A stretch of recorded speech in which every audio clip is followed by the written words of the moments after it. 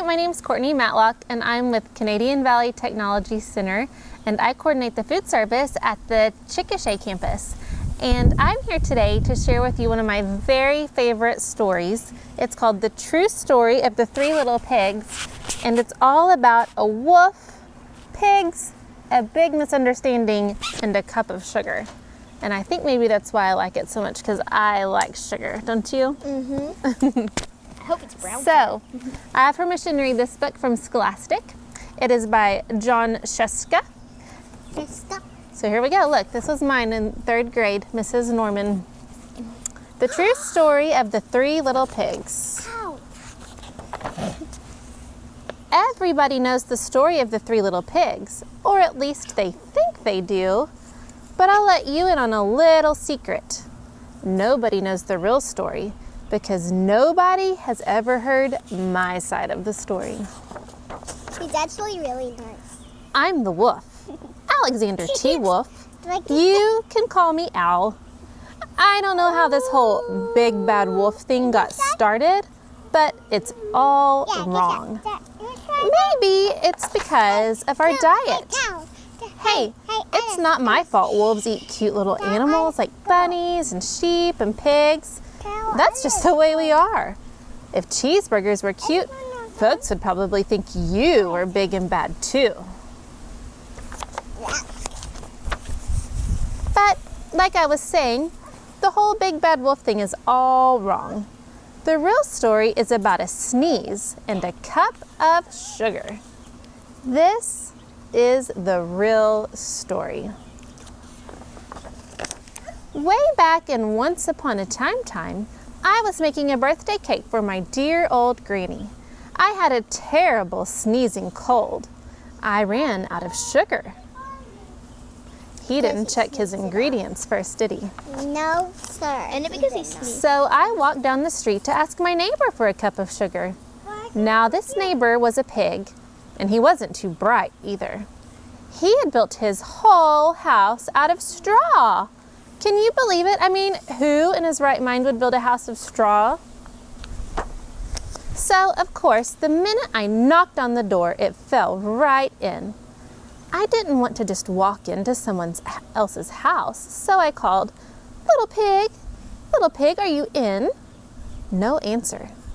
I was just about to go home without the cup of sugar for my dear old granny's birthday cake. That's when my nose started to itch. I felt a sneeze coming on. Well, I huffed and I snuffed, and I sneezed a great sneeze. Achoo! And you did a python as well. And you know what? That whole darn straw house fell down, and right in the middle of the pile of straw was the first little pig, dead as a doornail. He had been home the whole time. And it seemed like a shame to leave a perfectly good ham dinner lying there in the straw, so I ate it up. Think of it as a big cheeseburger just laying there. I was feeling a little better, but I still didn't have my cup of sugar. So I went to the next neighbor's house. This neighbor was the first little pig's brother. He was a little smarter, but not much. He had built his house of sticks. I rang the bell on the stick house. Nobody answered. I called, Mr. Pig, are you in? He yelled back, Go away, wolf, you can't come in. I'm shaving the hairs on my chinny chin. I had just grabbed the doorknob when I felt another sneeze coming on. I huffed and I snuffed and I tried to cover my mouth, but I sneezed a great sneeze. Achoo! Achoo! And you're not going to believe it, but this guy's house fell down just like his brother's. When the dust cleared, there was the second little pig, dead as a doornail. Wolf's honor. Mama, hold on, go back to the... Now you know food will spoil if you just leave it out in the open. So I did the only thing there was to do. I had dinner again.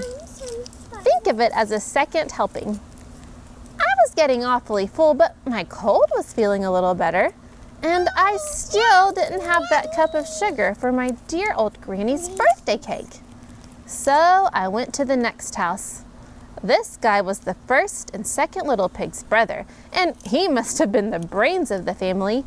He had built his house of brick. I knocked on the brick house. No answer. I called, "Mr. Pig, Mr. Pig, are you in?" And do you know what that rude little porker answered? "Get out of here, Wolf. Don't bother me again."